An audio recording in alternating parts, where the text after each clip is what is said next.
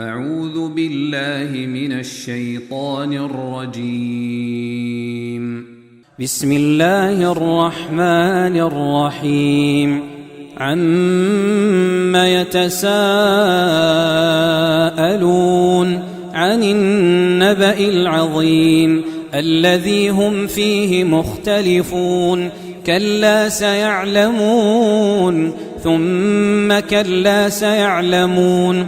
ألم نجعل الأرض مهادا والجبال أوتادا وخلقناكم أزواجا وجعلنا نومكم سباتا وجعلنا الليل لباسا وجعلنا النهار معاشا وبنينا فوقكم سبعا شدادا وجعلنا سراجا وهاجا وأنزلنا من المعصرات ماء ثجاجا لنخرج به حبا ونباتا وجنات ألفافا.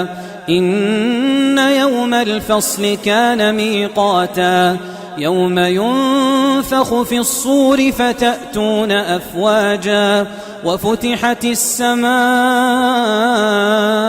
فكانت أبوابا وسيرت الجبال فكانت سرابا.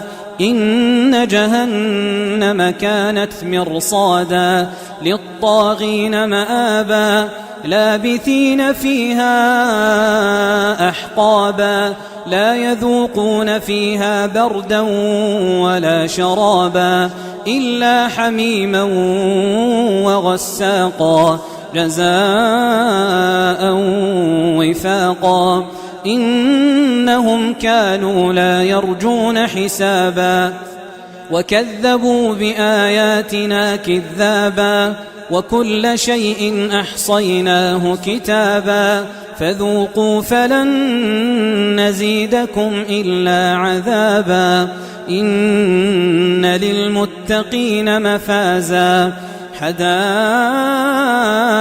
وأعنابا وكواعب أترابا وكأسا دهاقا لا يسمعون فيها لغوا ولا كذابا جزاء من ربك عطاء حسابا. رب السماوات والأرض وما بينهما الرحمن لا يملكون منه خطابا. يوم يقوم الروح والملائكة صفا لا يتكلمون إلا من أذن له الرحمن وقال صوابا. ذلك اليوم الحق فمن شاء اتخذ إلى ربه مآبا. إنا أنذرناكم عذابا قريبا يوم ينظر المرء ما قدمت يداه ويقول الكافر يا ليتني كنت ترابا.